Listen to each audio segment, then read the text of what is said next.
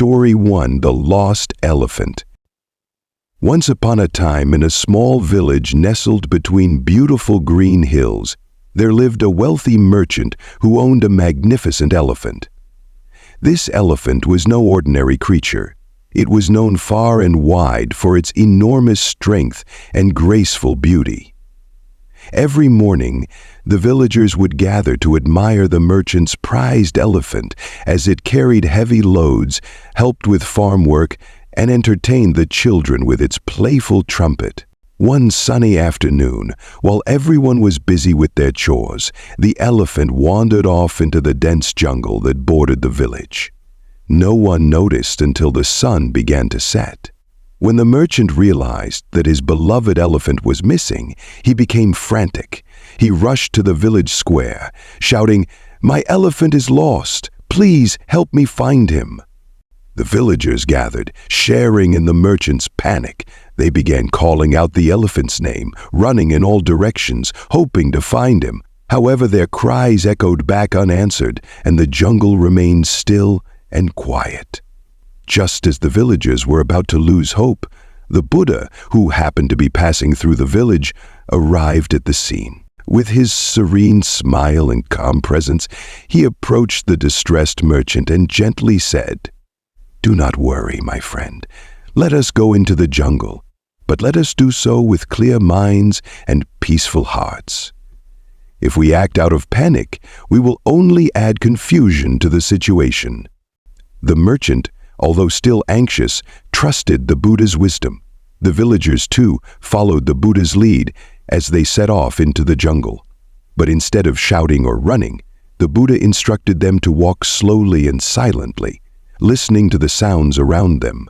As they ventured deeper into the jungle, they began to notice things they hadn't before. The rustling of the leaves, the chirping of birds, the soft babble of a stream nearby. Time passed, but no one felt tired or impatient. The jungle no longer seemed frightening. After walking for what felt like hours, they suddenly spotted the merchant's elephant. There, under the shade of a large tree, the elephant stood peacefully, munching on leaves. Its eyes were calm, and it seemed as though it had been waiting patiently for them all along. The merchant gasped in relief and ran to his elephant, hugging its thick legs. "Oh, how I feared I had lost you forever," he cried. But amidst his joy, the merchant couldn't help but feel puzzled.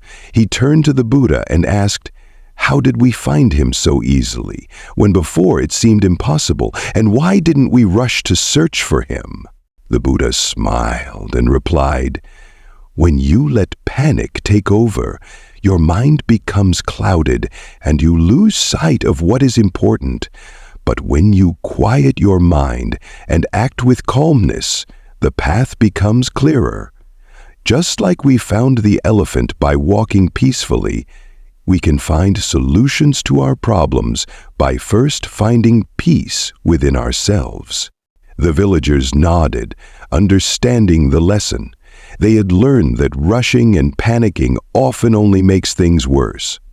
The merchant thanked the Buddha for his wisdom and led his beloved elephant back to the village.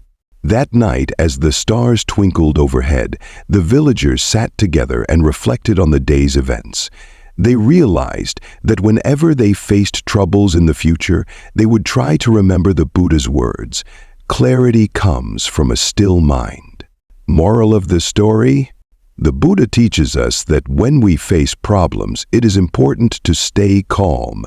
If we panic, we cannot think clearly, and it becomes harder to solve our troubles. But if we keep a peaceful heart, like the Buddha did, we can find the answers we seek. If this story resonates with you, let us know in the comments. How do you practice staying calm in challenging situations? Share your thoughts below. Story 2: The Golden Buddha and the Lotus Pond. In a peaceful village surrounded by lush green fields and tall mountains, there lay a serene lotus pond that reflected the sky like a mirror. The pond was a favorite spot for the villagers. especially the children who often came to play by its clear waters, watching the fish swim and the lotus flowers bloom, their delicate pink petals swaying gently in the breeze. One day, a group of children were playing near the pond, skipping stones across its surface. As one child reached the water's edge to retrieve a fallen stone, something shimmering beneath the surface caught his eye. He peered closer, and there, submerged under the water, was the faint glow of something golden. Excited, the children gathered around, and soon whispers spread throughout the village about a golden statue lying at the bottom of the pond. Curiosity piqued, the villagers hurried to the pond. Some waded into the water, trying to pull up the mysterious object, but no matter how hard they tried, it wouldn't budge. The golden statue remained deeply embedded in the pond's soft, muddy floor. The villagers' excitement began to turn into frustration. As the harder they pulled, the more the mud seemed to cover the glowing figure. As dusk approached and hope began to fade, the Buddha, who had been traveling through the region, arrived at the scene. He watched calmly as the villagers struggled to uncover the statue, their impatience growing with each passing minute. Noticing the Buddha's presence, one of the villagers called out, "Please, O wise one, help us. There is a golden Buddha submerged in the pond, but we cannot seem to free it." The Buddha smiled gently and approached the water's edge. He knelt down, gazing at the shimmering figure beneath the surface, and spoke softly. "The statue that you see beneath the water represents more than just gold. It symbolizes something far greater, the treasure of wisdom that lies hidden within each of us."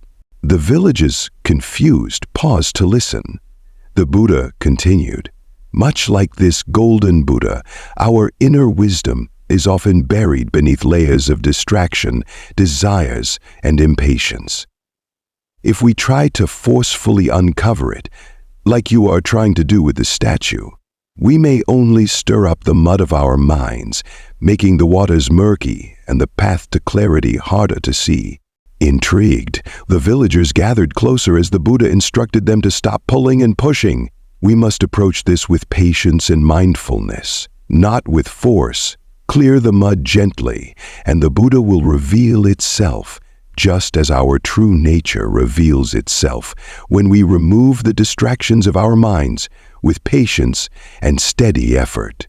Following the Buddha's guidance, the villagers began to gently clear the mud from around the statue, using their hands to delicately lift the dirt, careful not to disturb the water too much. As the mud gradually washed away, the golden Buddha statue slowly emerged, standing in all its radiant glory, bright and gleaming in the fading sunlight. The once hidden statue was now fully revealed, shining brilliantly against the backdrop of the still pond and the pink lotus blossoms. The villagers stood in awe of its beauty, and a sense of peace settled over the crowd. The Buddha then spoke again. "This golden statue was always here, but it was hidden from view. Similarly, within each of you lies a treasure, your own Buddha nature, your wisdom, and your potential. But it is often covered by layers of doubt, fear, and ignorance. It is only through patience, mindfulness, and steady effort that you can uncover it. Just as you revealed this golden statue by clearing the mud little by little, you must clear away the distractions and impurities of your mind to reveal the wisdom that lies within you." The villagers listened intently, realizing that the Buddha's words held a deeper meaning. They understood that the golden statue was not just a physical object, but a symbol of the true nature of every human being, a nature that is pure, wise, and compassionate, but often hidden beneath the struggles and distractions of daily life. The Buddha concluded, "Remember, the greatest treasures are not found in wealth or material possessions. The true treasure lies within each of you, And only through patience, mindfulness, and mindful effort will you discover the richness of your own heart and mind. As the villagers gazed upon the golden Buddha, they felt a deep sense of calm and understanding. They realized that the teachings of the Buddha were not about grand displays of power or wealth, but about the quiet, patient journey inward, to uncover the wisdom and peace that resides in every person. That night, as the moonlight bathed the village in silver light, the villagers returned home, carrying with them a renewed sense of purpose and a deeper understanding of their own potential. They had not only uncovered a golden statue, but had also begun to uncover the treasure of wisdom within themselves. Moral of the story: the Buddha teaches that the greatest treasures lie not in the material world, but within each of us. Our true potential, wisdom, and compassion are often buried beneath the distractions and struggles of life. Only through patience, mindfulness, and gentle, steady effort can we uncover our true selves. Just as the villagers revealed the golden Buddha by patiently clearing the mud. This journey inward is the path to true enlightenment and peace. What inner treasure are you seeking? Share your thoughts below. Story 3: The Gift of Anger. Once upon a time, in a peaceful village at the foot of a majestic mountain, the Buddha was sitting under a grand tree, speaking to a group of people who had come to hear his wisdom. His words flowed like a calm river, bringing peace to everyone who listened. However, there was one man in the village who didn't like the Buddha. He thought, why do people listen to him? Why do they respect him so much? One day, filled with anger and jealousy, the man stormed up to the Buddha while he was speaking. His face was red and his fists were clenched. He didn't like the calmness that surrounded the Buddha, and he wanted to disrupt the peace. Standing in front of everyone, the man shouted, "Buddha, you think you're so wise. You're nothing. Your words are useless." He hurled insults and harsh words at the Buddha, hoping to upset him. But to everyone's surprise, the Buddha remained calm. He didn't frown or get upset. In fact, he smiled gently and looked at the angry man with kindness in his eyes. After the man had finished shouting, the Buddha spoke softly. "May I ask you a question, my friend?" The man, still angry, replied, "What is it?" The Buddha calmly asked, "If someone offers you a gift and you refuse to accept it, who does the gift belong to?" The man was confused. He thought for a moment and then said, "If I don't take the gift, it still belongs to the person who tried to give it." The Buddha nodded. "Exactly. Now, you are offering me your anger, but I do not wish to accept it. So, the anger still belongs to you." The man stood there, speechless. He had never thought of anger that way. He realized that his anger was his own burden, and by trying to give it to others, he was only hurting himself. The Buddha continued, "When you carry anger in your heart, it burns like a fire. But if you choose not to accept it, the fire goes out, and your heart becomes peaceful." The crowd, who had been watching in silence, began to understand the deep wisdom in the Buddha's words. The angry man lowered his head, feeling a mixture of shame and relief. Slowly, his anger faded away, and he realized that it was pointless to hold on to it.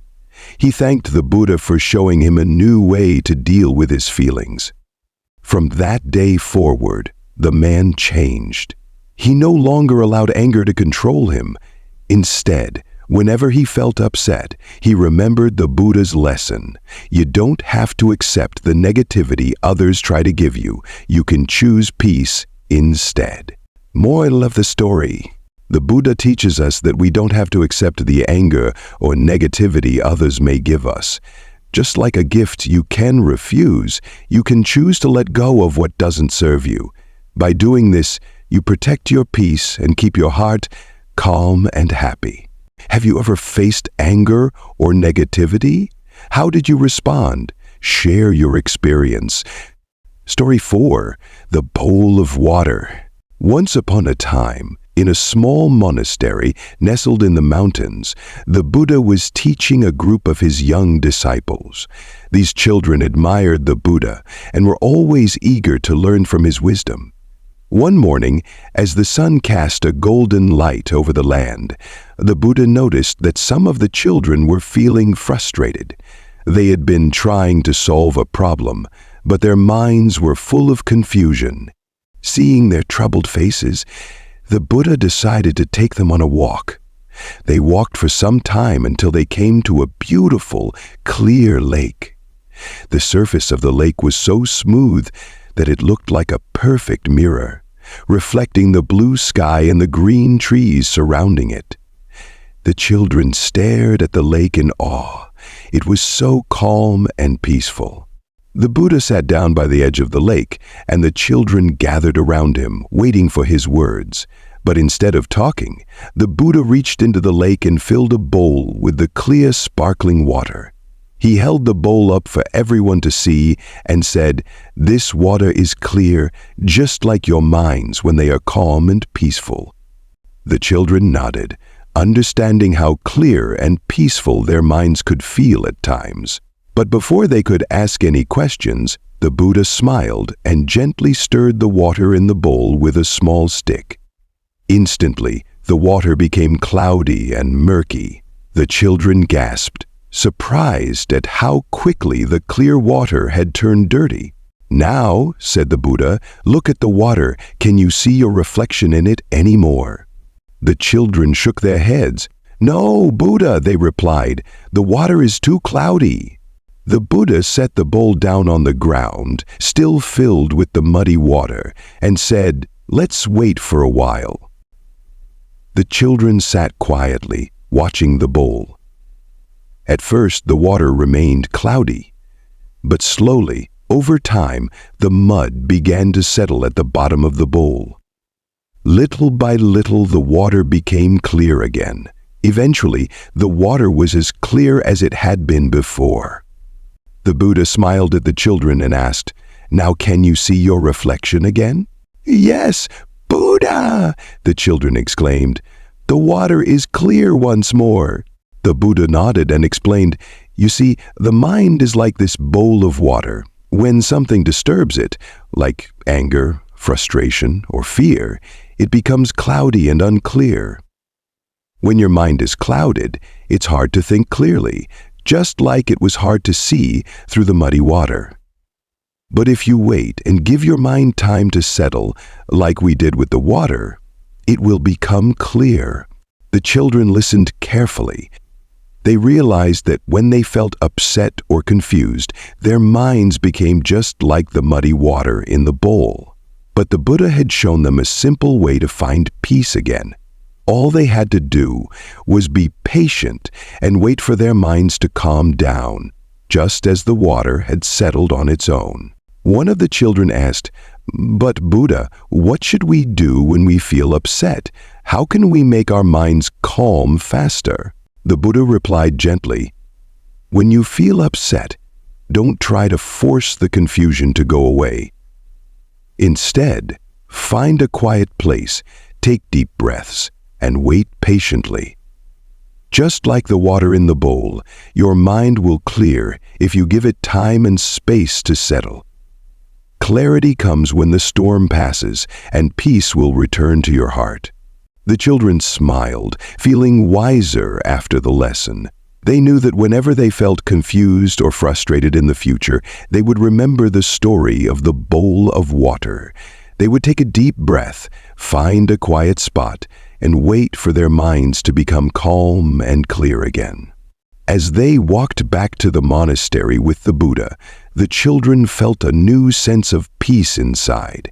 They understood that the answers they sought were always within them.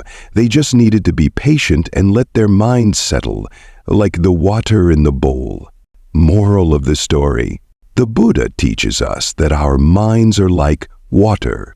When disturbed, our thoughts can become cloudy and confused, just like muddy water.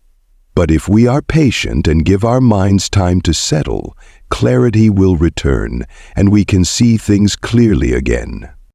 Do you have a practice for calming your mind? Let us know in the comments. Story 5: The Foolish Man and the Raft. Once upon a time, in a peaceful village nestled beside a wide river, there lived a man who wanted to explore the other side of the river. The water was deep and fast, and there was no bridge or boat to cross it. He thought to himself, "How will I ever reach the other side?" After thinking for a while, the man came up with an idea.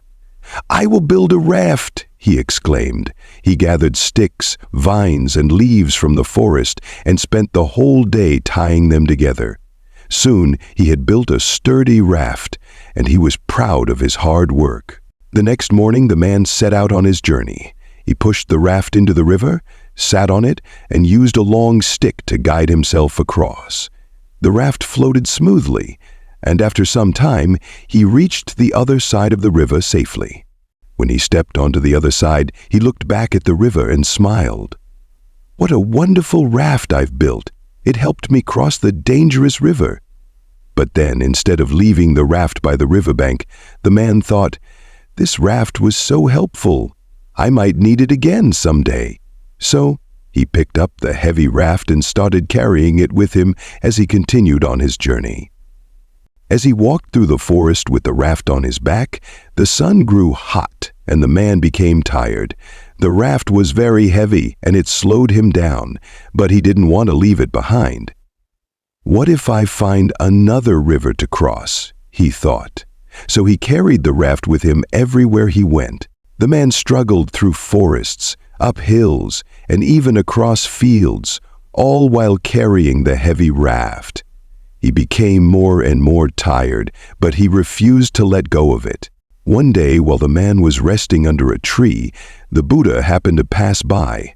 He noticed the man sitting on the ground, looking tired and worn out, with the raft beside him.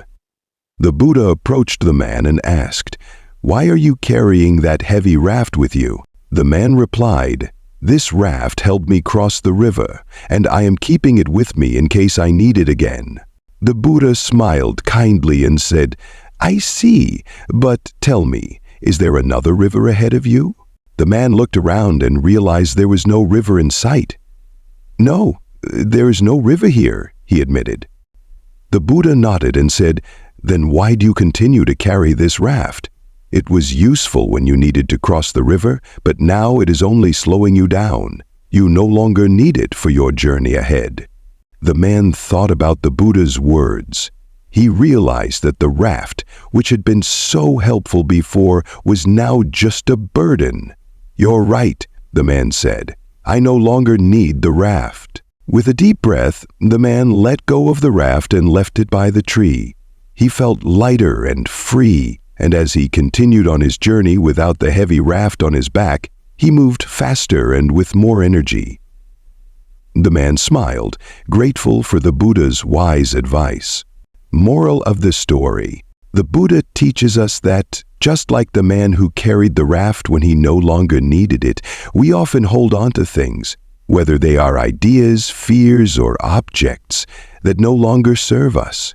When something has fulfilled its purpose, we must learn to let it go, so that we can continue our journey without being weighed down. Story 6: The Monkey Mind. Once upon a time, in a peaceful forest filled with tall trees and singing birds, the Buddha sat under the shade of a great tree, teaching a group of children. The children loved learning from the Buddha, but one day they seemed distracted. Their minds were restless, thinking about all sorts of things: what they had for breakfast, the games they wanted to play later, or the strange sounds coming from the forest. Seeing how fidgety and unfocused the children were, the Buddha smiled gently. He knew exactly how to help them understand what was happening in their minds. He said, "Children, have you ever seen a monkey in the forest?" The children's eyes lit up. "Yes, Buddha," they exclaimed. "Monkeys are always jumping around, swinging from tree to tree. They never sit still." The Buddha nodded. "Exactly! Monkeys are full of energy, always moving from one branch to another, never staying in one place for long." The children giggled, imagining the playful monkeys they had seen. The Buddha continued, "Now, think about your mind. Isn't it just like a restless monkey? One moment you are thinking about your breakfast, the next moment you're thinking about playing, and then you hear a sound and start wondering where it came from. Your mind is jumping from one thought to the next, just like a monkey jumping from tree to tree." The children paused for a moment and realized that the Buddha was right. Their minds were always bouncing from one thought to another, and it was hard to stay focused on one thing. "But what can we do, Buddha?" one of the children asked. "How can we stop our minds from jumping around like that?" The Buddha smiled kindly and said, "Just like a monkey can be tamed and taught to sit still, you can train your mind to be calm and focused. When your mind starts to jump around, don't chase after every thought. Instead, take a deep breath and watch your thoughts, without holding on to them. Let them come and go, just like clouds in the sky." The children looked up at the sky and saw a few fluffy clouds floating by. They realized that, just like the clouds, their thoughts didn't stay forever. They came and then drifted away. The Buddha then led the children to a quiet spot in the forest and said, "Let's sit here for a while and practice. Close your eyes and listen to the sounds around you, the wind in the trees, the birds singing, the leaves rustling. But don't let your mind jump from one thing to another. Just breathe and let your thoughts settle, like a calm pond where no ripples disturb the surface." The children sat quietly, following the Buddha's guidance. At first, their minds were busy, jumping from one thought to another. But slowly, as they focused on their breathing and the peaceful sounds of the forest, their minds began to settle. They felt calm and relaxed, like the pond the Buddha had described. After some time, the Buddha asked, "How do you feel now?" One of the children replied, "My mind feels quiet, like it's resting. It's not jumping around anymore." The Buddha smiled warmly and said, "That is the magic of mindfulness. When you learn to be still and watch your thoughts without chasing them, your mind becomes calm, just like a monkey who stops jumping and sits peacefully." The children were amazed at how calm they felt after practicing mindfulness. They understood that just like a restless monkey could be tamed, their minds could be trained to stay calm and focused. From that day on, whenever they felt their minds jumping around like monkeys, they would take a deep breath and practice mindfulness to bring their thoughts back to peace. Moral of the story: the Buddha teaches us that our minds can be like restless monkeys, always jumping from one thought to another. But through mindfulness, by watching our thoughts and not holding on to them, we can calm our minds and find peace. It's important to control your mind, or else it will control you. Do you ever struggle with racing thoughts? How do you calm your mind? Let us know. Story 7. The Circle of Life. Once upon a time, in a vibrant village surrounded by green fields and blooming flowers, the Buddha gathered a group of children under a big shady tree. They loved to listen to his stories, which always had important lessons. On this particular day, the Buddha noticed the children looked a bit sad. "What troubles you, my young friends?" he asked gently. One child, a little girl named Maya, spoke up. "Buddha, We saw a beautiful butterfly today, but then it flew away. We miss it already. Why do beautiful things have to end?" The Buddha smiled kindly and said, "Ah, my dear Maya, let me tell you a story about the circle of life. It will help you understand why endings are just a part of a bigger journey." He began. In a faraway land, there was a grand old tree that stood tall and proud. This tree had witnessed many seasons: spring, summer, autumn, and winter. Every spring, the tree would bloom with vibrant flowers and fresh green leaves. The animals and children would come to play in its shade, and everyone admired its beauty. But as the seasons changed, autumn would come, and the leaves would turn golden and fall to the ground. The children would pick up the leaves, marveling at their colors, but the tree would look bare and sad. One day, a curious squirrel asked the tree, "Why do you let your leaves fall? You look so lonely without them." The tree replied softly, "Ah, little squirrel, my leaves must fall so that I can prepare for new growth.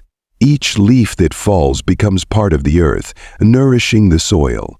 In spring, when the sun shines and the rain falls, new leaves will grow, and I will be beautiful again." The squirrel thought for a moment and said, "But what if the spring doesn't come?" The tree chuckled. "Ah, ha, ha! Dear squirrel, spring always follows winter, just like how the day turns into night and the night turns into day. Life is a circle where each ending is just the beginning of something new." As the seasons continued to change, the children learned to accept that everything has its time.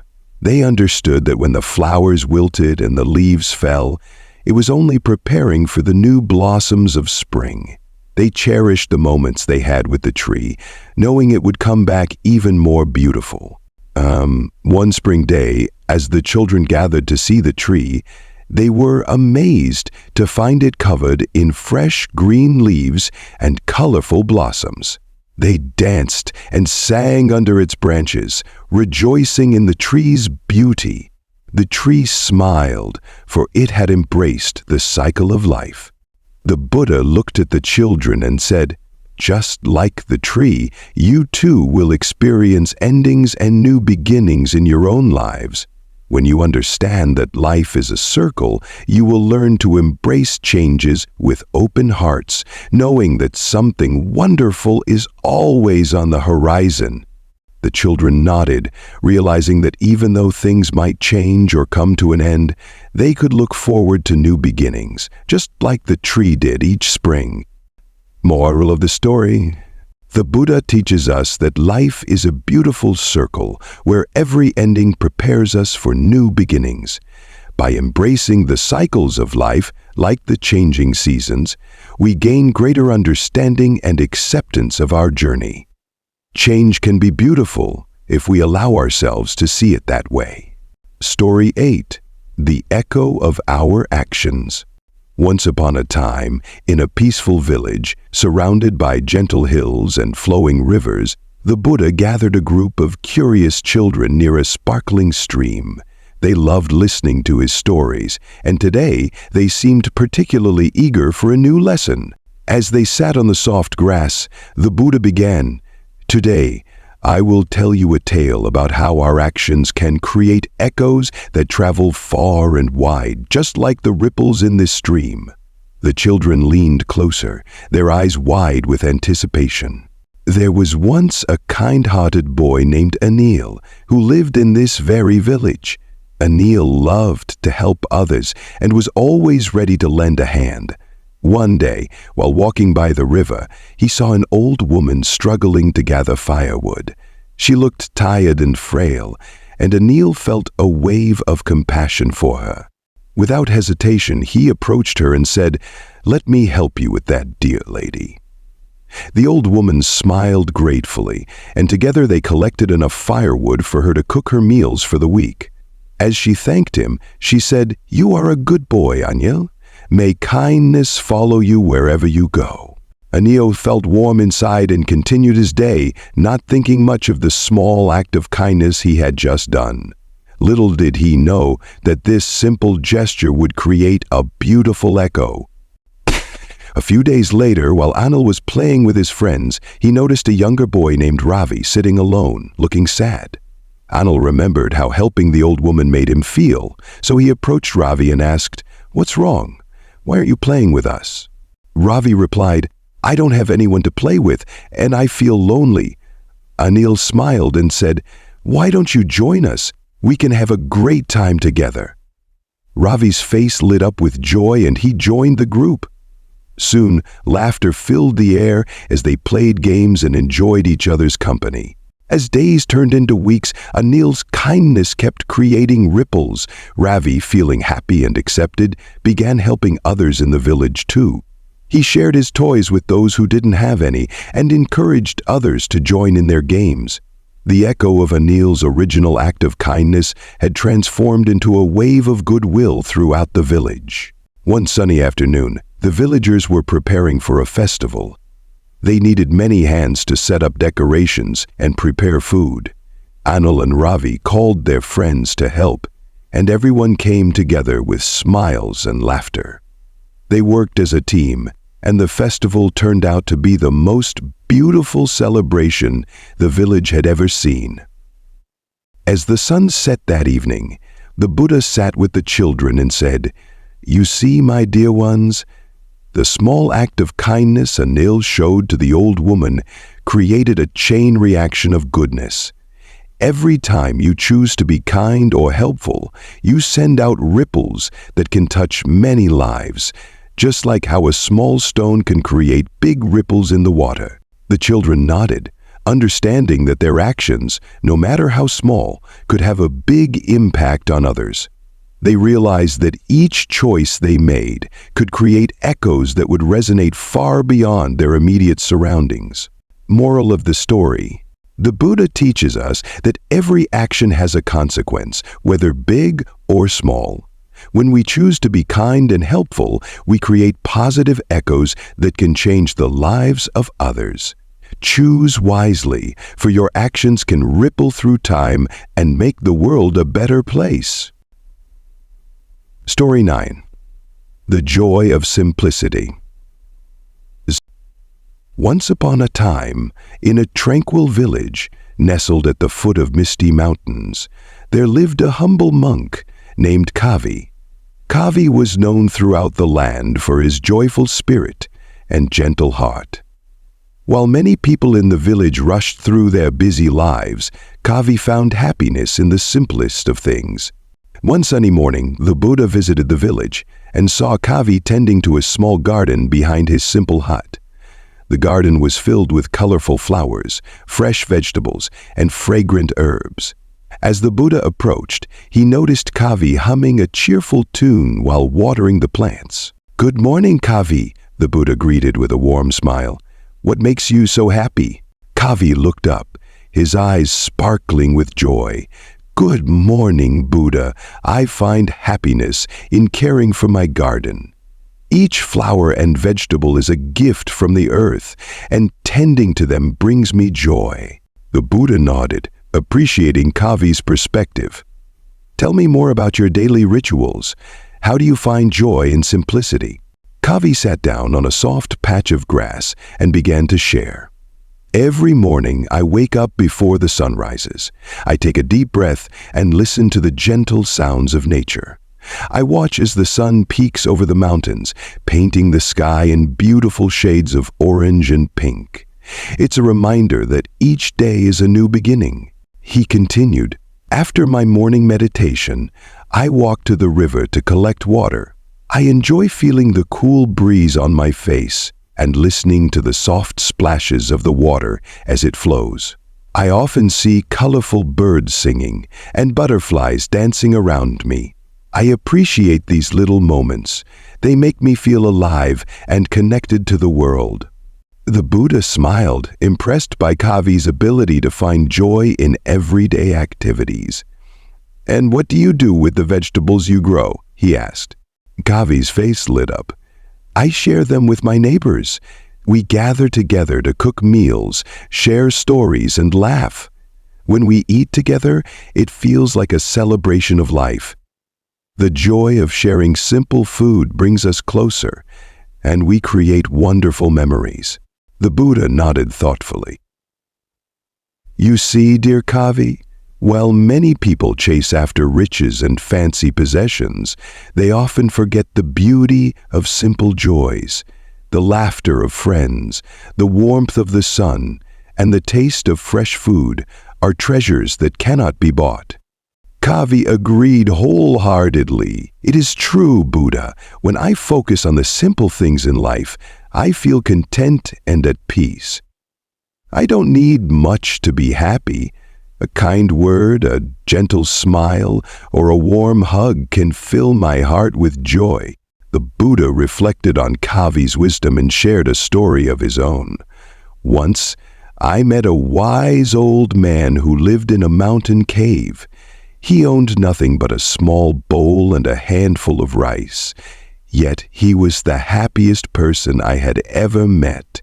He would smile at everyone who passed by, sharing his rice with those who were hungry. He knew that true happiness comes from sharing and appreciating life's simple gifts. Kavi listened intently, inspired by the stories of joy and simplicity. Thank you, Buddha. I will continue to celebrate the simple things in life, just like the old man. The Buddha smiled and said, Remember, dear Kavi, true happiness often lies in simplicity. When you embrace the little joys, you open your heart to the beauty of life. Moral of the story: the Buddha teaches us that true happiness often lies in simplicity. By appreciating the small things in life, like nature, friendship, and sharing, we can find joy and contentment in our hearts. Story 10. The Lesson of the Bamboo Tree. Once upon a time, in a lush green valley filled with trees and colorful flowers, the Buddha gathered a group of children to share an important lesson about life. As they sat under the shade of a big leafy tree, the children looked up at the Buddha with curious eyes, eager to hear his story. Today, the Buddha began with a gentle smile. I want to tell you about the amazing bamboo tree. It has a very special story about patience and growth. The children listened closely as the Buddha continued. In a distant land, there was a little bamboo seed. Like all seeds, it dreamed of growing tall and strong, reaching for the sky. But when the gardener planted the bamboo seed in the rich, dark soil, it didn't sprout right away. In fact, nothing happened for a long time. The children looked surprised. But why didn't the seed grow, Buddha? Asked a little girl named Maya. The Buddha explained. The bamboo seed was busy doing something very important beneath the ground. While it seemed like nothing was happening, the seed was working hard to grow strong roots. For years, it stretched and spread its roots deep into the soil, anchoring itself firmly. The seed was learning how to be strong so that when it finally grew, it would be ready to face the world. The children nodded, beginning to understand. But that sounds so boring, said a boy named Ravi. Why didn't the seed just grow like the other plants? Ah, dear Ravi, the Buddha replied. That's where the lesson comes in. You see, not all plants grow at the same speed. Some flowers bloom quickly and beautifully, but without strong roots, they can easily be blown away by the wind or dried up by the sun.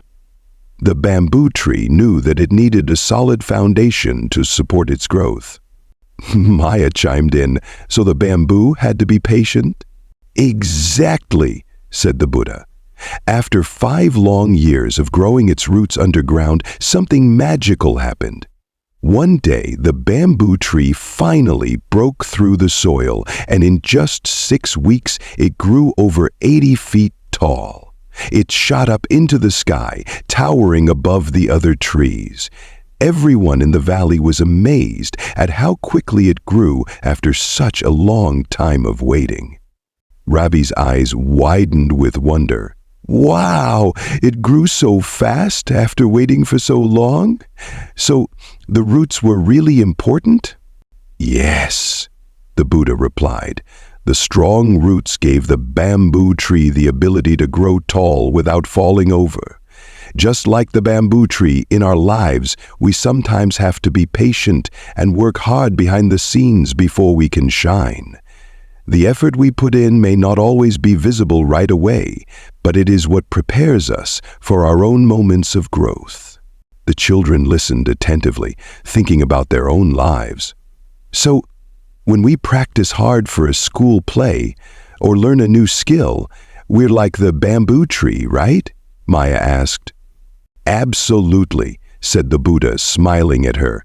Every time you practice, you are building your roots. Even when it feels tough or when progress seems slow, remember that every little effort is helping you grow stronger for the future. The Buddha looked at each child, knowing that they were all on their own journeys. The lesson of the bamboo tree teaches us that growth often requires time and unseen effort, so don't rush your journey. Be patient, work hard, and believe in yourself. Your time to shine will come. Moral of the story? The Buddha teaches us that growth often requires time and unseen effort. Just like the bamboo tree, our patience and hard work create a strong foundation that will support our future success. Story 11. The Tale of the 3 Slices of Bread. Once upon a time, in a bustling village filled with laughter and chatter, there lived a kind-hearted man named Rajan. Rajan wasn't wealthy, but he was known throughout the village for his generosity and warm spirit. Each morning he would wake up early to bake bread in his little oven, filling his home with the delightful aroma of fresh-baked goods. One sunny day, Rajan had only 3 slices of bread left from the previous day's baking. As he looked at the slices, he felt a pang of worry. "Ha! What will I eat today?" he thought. He considered keeping all the slices for himself. After all, 3 slices would surely fill his stomach. Just then, as Rajan was about to take a bite, he heard a knock at his door. When he opened it, he found an old woman standing there, looking frail and hungry. Her clothes were tattered and her eyes were filled with longing. "Please, kind sir," she pleaded, "I haven't eaten in days. Can you spare a little food?" Raj's heart softened. He looked down at the 3 slices of bread in his hand and thought, "If I give her 1 slice, I will still have 2 left for myself." So he handed her 1 slice. The woman's face lit up with gratitude as she took the bread, thanking him profusely before she walked away, nourished and hopeful. But as Rajan turned back into his home, he felt a stirring in his heart. He thought about how he had 1 slice left for himself, and it might not be enough. Just then, he heard a soft whimper outside. Curious, he opened the door again and saw a young boy sitting on the ground, looking lost and hungry. "Please, sir, I'm so hungry. Can you help me?" the boy asked, his eyes wide with hope. Rajan paused for a moment, looking down at the remaining 2 slices of bread in his hand. He thought about how much he had already given away. But then he remembered the happiness the old woman felt when he shared with her. With a deep breath, he knelt down and said, "Of course, little one. Here, take this slice." The boy's eyes sparkled as he took the bread and thanked Rajan. The young boy ran off, feeling a bit lighter in his heart, while Rajan stood at the door, now holding just 1 slice. Just as he was about to close the door, he noticed a group of children playing nearby. They were laughing, but one little girl was sitting alone, looking sad. Rajan approached her and asked, "What's wrong, little one?" The girl looked up and said, "Ah, I'm just sad because I don't have anything to eat. My friends are playing, but I can't join them because my tummy is empty." Rajan felt a wave of compassion wash over him. He held up the last slice of bread and said, "Would you like some bread? I can share this with you." Her face lit up with joy and she nodded eagerly. "Oh, yes, please," she exclaimed. As he handed her the slice, Rajan felt something amazing happen inside him. Instead of feeling sad for himself, he felt a warm glow in his heart that made him happier than he had ever been. With a smile, he watched as the little girl joyfully ran off to join her friends, sharing the bread with them. Later that day, as Rajan walked through the village, he couldn't help but notice that people were smiling at him. He realized that by sharing what little he had created a ripple of joy throughout the village. As the sun began to set, the Buddha came walking by and noticed Rajan's warm smile. "You have given away all your bread today," Buddha said, "yet look how happy you are."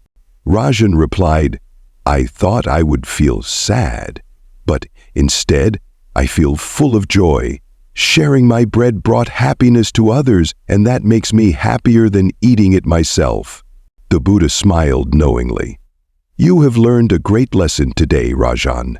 Even the smallest acts of sharing can have a huge impact on those around us." Moral of the story: the Buddha teaches us that even the smallest acts of sharing can have a huge impact. By choosing generosity over selfishness, we create joy not only for others, but also for ourselves. Story 12. The Value of Patience. Once upon a time, in a peaceful garden near a shimmering lake, the Buddha sat under a large, shady tree, surrounded by his curious disciples. The gentle breeze rustled the leaves, and the sweet fragrance of blooming flowers filled the air.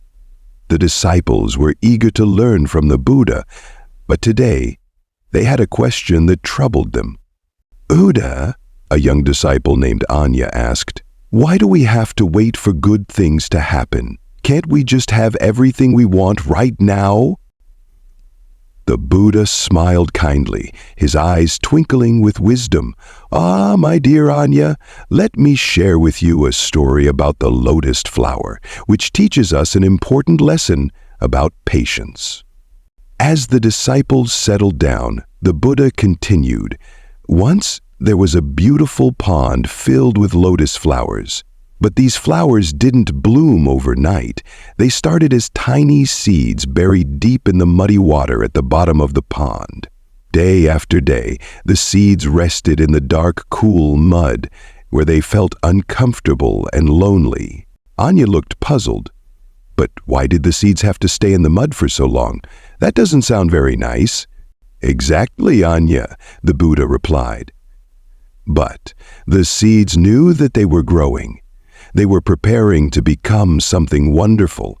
Each day, as they waited patiently, they were soaking up the nourishment from the earth. They were learning to stretch their roots deeper and stronger. One of the older disciples, Raj, chimed in, "But how long did they have to wait, Buddha?" The Buddha smiled. For many weeks the seeds waited. They felt the water rising around them, and eventually they began to push their way up through the mud. They faced many challenges, like strong currents and rain, but they didn't give up. They kept growing. As he spoke, the children imagined the tiny seeds pushing through the mud, slowly making their way up toward the surface.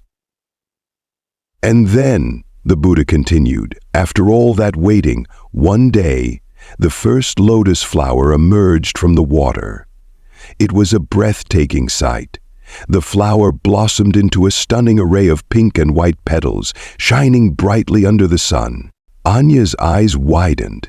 So, after all that time, the seeds finally became beautiful flowers. "Yes," the Buddha exclaimed. "The lotus flowers remind us that good things take time. They had to be patient and trust in the process of growth."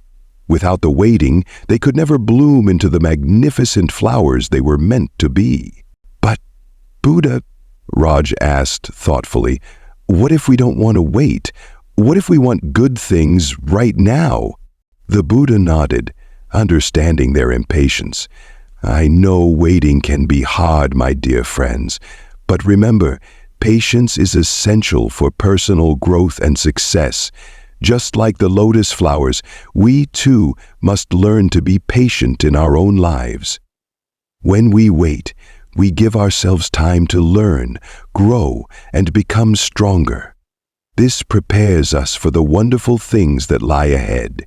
Anya smiled brightly, beginning to understand. So it's okay to wait for the good things in life because they will come in their own time. The Buddha smiled back, pleased with her insight. Exactly, Anya. Each of you is like a lotus seed. With patience and care, you will blossom into beautiful individuals. Embrace the waiting, for it is during these moments that you will learn and grow the most. As the sun began to set, casting a golden hue over the garden, the disciples felt inspired. They realized that every moment of waiting was an opportunity for growth, and just like the lotus flowers, they would one day bloom in their own beautiful ways. Moral of the story: the Buddha teaches us that patience is essential for personal growth and success. Just as the lotus flower takes time to bloom, we too must embrace the waiting process to become our best selves. Story 13. The Kindness of Strangers. Once upon a time, in a bustling village surrounded by green hills, there lived a traveler named Kamal. He was a kind-hearted man, always ready to lend a hand to others in need. One day, Kamal set off on a journey to visit distant relatives, carrying with him a small bag of food and his cherished belongings. As he traveled along the winding paths, the sun shone brightly in the sky. Kamal sang cheerful songs, greeting everyone he met along the way. However, as he reached a dense forest, a sudden storm swept in, fierce and unpredictable. Rain poured down, and thunder rumbled ominously. Kamal sought shelter under a large tree, but the wind howled so loudly that he lost his grip on his bag. To his dismay, it was swept away by a rushing river that had suddenly formed from the rain. His heart sank as he realized he had lost everything he owned. Feeling hopeless and alone, Kamal sat on the muddy ground, tears rolling down his cheeks. Just then, two strangers walking along the path noticed Kamal's sorrow. They were villagers who had come to collect firewood. One of them, a woman named Mira, approached him with concern. "What happened, dear traveler? Why do you look so sad?" Kamal wiped his tears and shared his story. "I lost my belongings in the river and now I have nothing left. I am lost and afraid." Mira looked at her companion Rohan and they exchanged knowing glances. "Do not worry," Rohan said with a warm smile. "We will help you. Come with us to our village. We can share our food and warmth with you." Kamal was surprised by their kindness. "But I am a stranger to you. Why would you help me?" Mira replied, "Kindness knows no bounds, dear friend. We are all connected in this world. When one of us is in need, it is our duty to help." Touched by their compassion, Kamal followed Mira and Rohan to their village. Once there, the villagers welcomed him with open arms. They shared delicious food, blankets, and stories, making him feel at home. Kamal felt the warmth of their kindness wrapping around him like a cozy blanket. As the days passed, Kamal shared his own stories and laughter with the villagers. He helped them gather firewood, tend to the crops, and even teach their children how to sing. The villagers grew fond of Kamal, and he realized that despite losing everything, he had gained something even more valuable, a sense of belonging and friendship. One evening, as they sat around a flickering campfire, Kamal expressed his gratitude to the villagers. Thank you for your kindness. You have shown me that even in my darkest moments, the light of compassion can shine through." Mira smiled and replied, "We are all travelers in this journey of life. Sometimes we may stumble and fall, but it is the kindness of strangers that lifts us up. Remember, Kamal, compassion is a gift we can share freely." When it was time for Kamal to continue his journey, the villagers gathered to bid him farewell. They gifted him food and warm clothes, ensuring he was well prepared for the road ahead. Kamal left the village with a full heart and a renewed spirit, knowing that kindness can create powerful bonds between strangers. Moral of the story: the Buddha teaches us that compassion from others can help us through tough times. Even when we feel alone, the kindness of strangers can remind us that we are never truly alone in this world. Story 14. The Lesson of the Two Wolves. Once upon a time, in a small village surrounded by lush green forests and vibrant flowers, lived a curious young boy named Arun. He loved exploring the outdoors and often spent his afternoons wandering through the fields, watching butterflies dance and listening to the chirping of birds. One day, while wandering near a peaceful riverbank, he stumbled upon his wise grandfather sitting under a large shady tree. "Grandfather," Arun called out, running towards him, "can you tell me a story? I love hearing your tales." His grandfather smiled warmly and said, "Of course, my dear. Today I will tell you about the two wolves that live within us all." Arun's eyes sparkled with curiosity as he settled down beside his grandfather, eager to hear more. His grandfather began, "Once there was a young boy who went to his wise grandfather, much like you have come to me." The boy was troubled and confused, feeling a constant struggle inside him. The grandfather listened carefully as the boy shared his worries about feeling angry and sad at times, but also moments of joy and kindness. Arun nodded, understanding the boy's feelings all too well. His grandfather continued.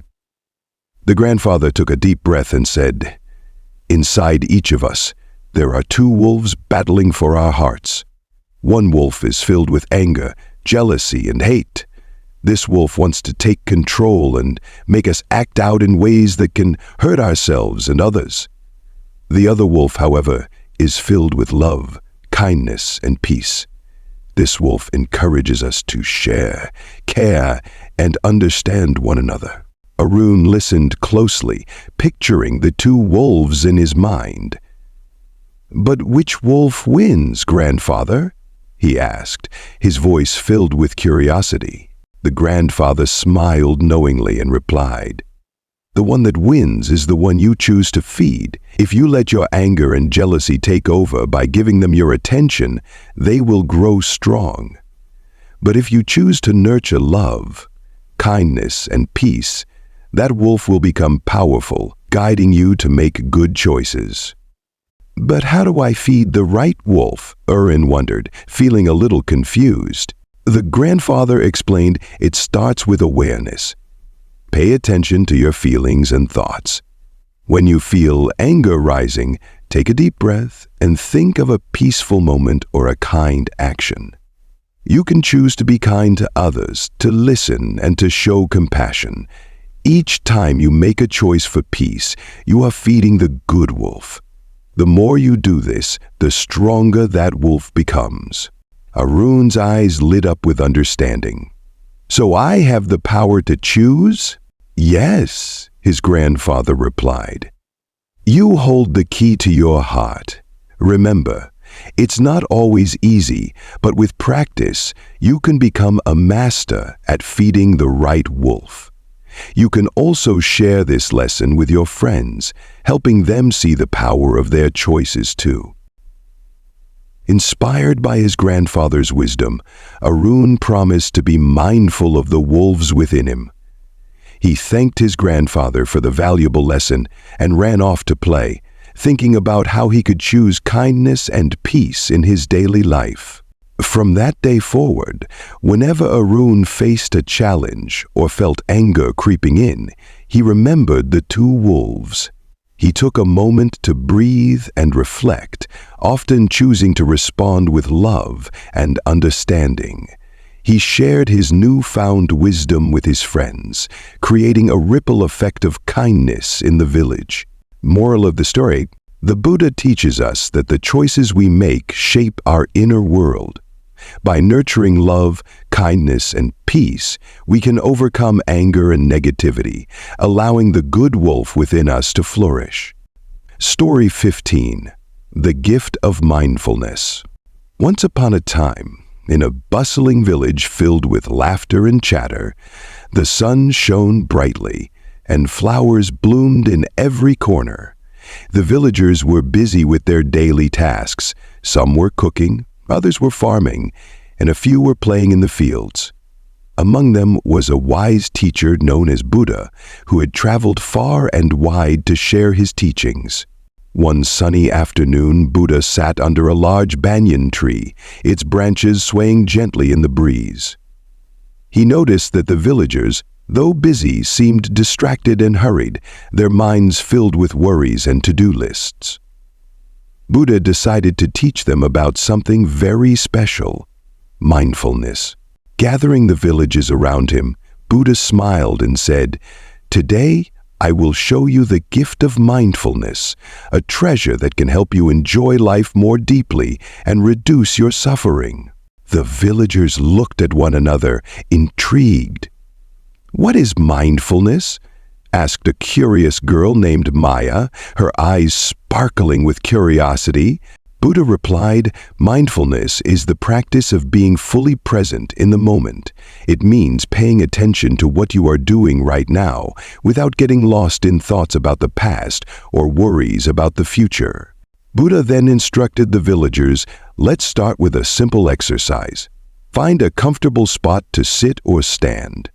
Close your eyes gently and take a deep breath in through your nose and out through your mouth. Let's do this together." As the villagers followed his lead, they inhaled deeply, feeling the air fill their lungs, and then exhaled, releasing their worries with each breath. Buddha continued, "Now, let's focus on the sounds around us. What can you hear?" The villagers listened intently.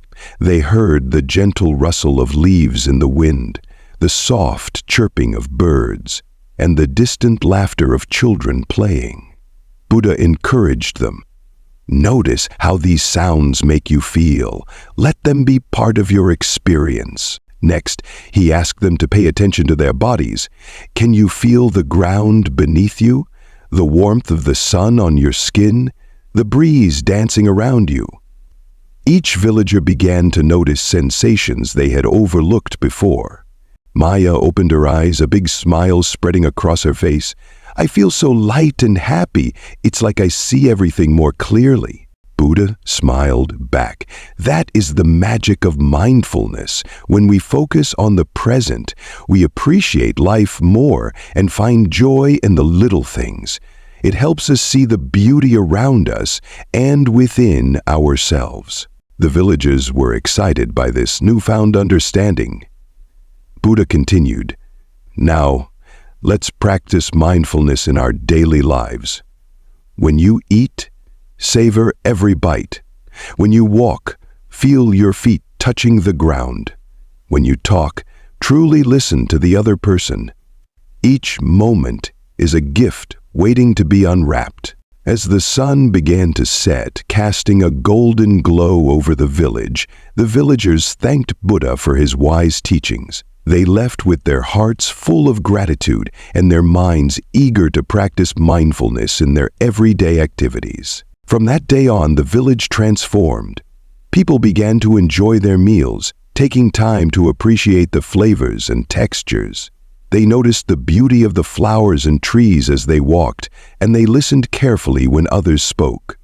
Life felt richer and more meaningful. Moral of the story: the Buddha teaches us that mindfulness enhances our appreciation of life and reduces suffering. By being present in the moment, we can find joy in the ordinary and create a deeper connection with ourselves and the world around us. Story 16. The Silent Teachings of Nature. Once upon a time, in a tranquil village surrounded by lush forests, sparkling rivers, and colorful meadows, lived a wise teacher known as Buddha. One beautiful morning, he gathered a group of eager disciples and announced, "Today, we will go into the heart of nature to discover its silent teachings." The disciples followed Buddha as they ventured into the woods. Sunlight filtered through the leaves, creating patterns of light and shadow on the ground. The air was fresh, and the sounds of chirping birds and rustling leaves filled the atmosphere with a sense of calm. As they walked deeper into the forest, they came upon a serene clearing where a gentle stream flowed, surrounded by vibrant flowers and tall trees. Buddha paused and smiled at the beauty around him. "Look closely at how everything here exists together," he said, pointing to the plants, animals, and water. "Nature has its own way of teaching us about balance and harmony." Buddha then sat down on a soft patch of grass and invited his disciples to join him. "Observe the ants working together," he said, nodding toward a trail of ants carrying food to their home. "They teach us the importance of teamwork and cooperation. Each ant has a role, and together they accomplish great things." The disciples watched in awe as the ants diligently worked, carrying leaves and crumbs back to their nest. "Just like the ants, we can achieve more when we work together and support one another," Buddha explained. Next, Buddha pointed to a tree, standing tall and strong, its branches swaying gently in the breeze. "See how the tree bends with the wind, but does not break? It teaches us resilience. In life, we will face challenges and strong winds, but like the tree, we can learn to bend and adapt without losing our strength." The disciples nodded, absorbing Buddha's wisdom as they listened to the soft sounds of nature. Suddenly, a colorful butterfly fluttered by, dancing gracefully from flower to flower. Buddha smiled and said, "The butterfly reminds us of transformation. Just like it starts as a caterpillar, we too can grow and change, becoming better versions of ourselves." As the sun began to set, painting the sun with hues of orange and pink, Buddha led the disciples to the riverbank. They watched as the water flowed peacefully, carving its path around rocks and obstacles. "This river teaches us about the flow of life," Buddha said. "It shows us that, like water, we can find our way around challenges and obstacles, flowing with life rather than against it." Finally, Buddha closed his eyes and took a deep breath, inviting everyone to join him. "Let's take a moment to listen to nature," he whispered. The disciples sat in silence, closing their eyes and tuning into the sounds around them. They heard the chirping of crickets, the rustle of leaves, and the gentle flowing of the stream. In that silence, they began to understand the profound lessons nature was sharing, the importance of balance, resilience, teamwork, and transformation. As the sun dipped below the horizon, Buddha smiled at his disciples. "Remember, nature speaks in silence.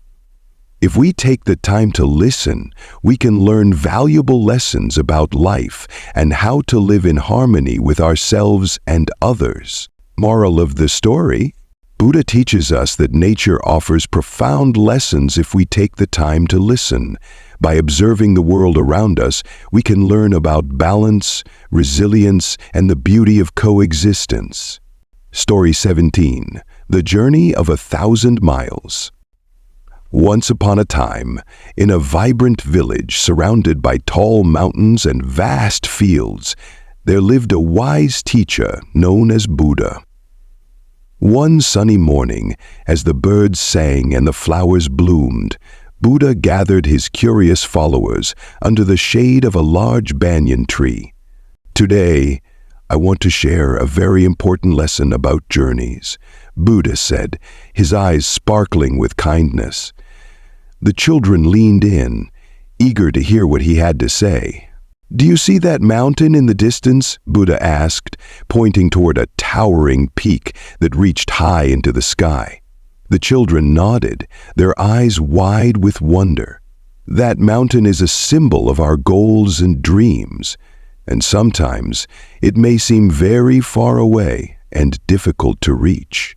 "But how do we get to the mountain?" asked a little girl named Maya, her brow furrowed in thought. "It looks so big." Buddha smiled gently. "Every journey, no matter how long or difficult, begins with a single step. Let me tell you a story. Once there was a young boy named Ravi who dreamed of climbing that very mountain. Every day, he would look at it from his home and imagine what it would be like to reach the top. One day, he decided that he wanted to go on this adventure. Ravi packed a small bag with some food, water, and a map, feeling both excited and a little scared. As he stood at the base of the mountain, he looked up at the steep path that twisted and turned upward. It seemed overwhelming. "What if I can't do it?" he thought. Just then he remembered the wise words of Buddha. Every journey begins with a single step. Taking a deep breath, Ravi put one foot in front of the other and began to climb. At first, the path was rocky and steep, and Ravi felt his legs growing tired. But he kept going, focusing on each step rather than the top of the mountain. He thought about the beautiful view that awaited him and the sense of accomplishment he would feel. As he climbed higher, he encountered a wise old man resting under a tree. "Hello, young traveler," the old man said, smiling kindly. "What brings you to this mountain?" "I want to reach the top and see the view," Ravi replied, still feeling a bit unsure. The old man nodded and said, "Remember, it's not just about reaching the top, it's about enjoying the journey along the way. Take your time, enjoy the sights, and appreciate each step you take." Encouraged by the old man's words, Ravi continued his climb. He admired the colorful flowers along the path, listened to the birds chirping, and even helped a little squirrel find its way back to its tree. With each step, Ravi felt stronger and more confident. After a long and adventurous day of climbing, Ravi finally reached the summit just as the sun began to set. The view was breathtaking. He could see his village, the rivers, and the fields stretched out below him, bathed in golden light. Ravi jumped up and down with joy. He realized that the journey itself had taught him valuable lessons about patience, determination, and the beauty of taking that very first step. When Ravi returned to the village, he excitedly shared his adventure with his friends and family. "You know what?" he said. "Every journey really does begin with a single step. If you want to achieve something, don't be afraid to start, no matter how big it seems." Moral of the story: Buddha teaches us that taking the first step, no matter how daunting the journey may seem, is the most important part of any adventure. Each small step brings us closer to our dreams and helps us grow along the way. Story 18, The Buddha and the Angry Monk. Once upon a time, in a peaceful monastery surrounded by lush green hills and blooming flowers, there lived many monks who devoted their lives to meditation and learning from the great Buddha. The atmosphere was usually calm, filled with the soft sounds of nature and the gentle teachings of Buddha. However, one day, a storm of emotions brewed within one of the monks, named Kavi. Kavi was known for his deep devotion and dedication to the teachings of Buddha, but he often found himself wrestling with a powerful emotion, anger. It seemed to sneak up on him unexpectedly, like a dark cloud blocking the sun. One afternoon, after a disagreement with another monk over a simple task, Kavi felt his face flush with anger. How could he not understand my point of view, he thought, clenching his fists in frustration. In a fit of rage, Kavi stormed through the peaceful monastery, making his way to the Buddha's meditation hall. The other monks watched in surprise as Kavi burst through the doors. "Buddha!" he shouted, his voice echoing in the quiet space. "I cannot believe how unfairly I was treated. This is wrong, and I demand that you do something about it." Buddha, sitting peacefully on a cushion, looked up at Kavi with a calm and gentle smile. "Dear Kavi, please take a moment to breathe," he said softly, his voice as soothing as a gentle breeze. "What is troubling your heart?" Kavi, taken aback by Buddha's calmness, paused for a moment. He had expected anger in return, but all he saw was compassion in the Buddha's eyes. "I am angry," Kavi shouted. "Anger has taken hold of me, and I want everyone to know how wrong they are." Buddha nodded thoughtfully. "Anger is like a hot coal, Kavi. When you hold on to it, it burns your hands. But if you let it go, you free yourself from its pain. Would you like to hear a story about this?" Kavi, still fuming but curious, nodded silently. Buddha began his tale. Once, in a distant village, there lived a kind man named Ravi. One day, a stranger came to his home and insulted him. Angry and hurt, Ravi shouted back, wanting to retaliate. But then, he paused and thought, "If I respond with anger, I will only hurt myself and the other person."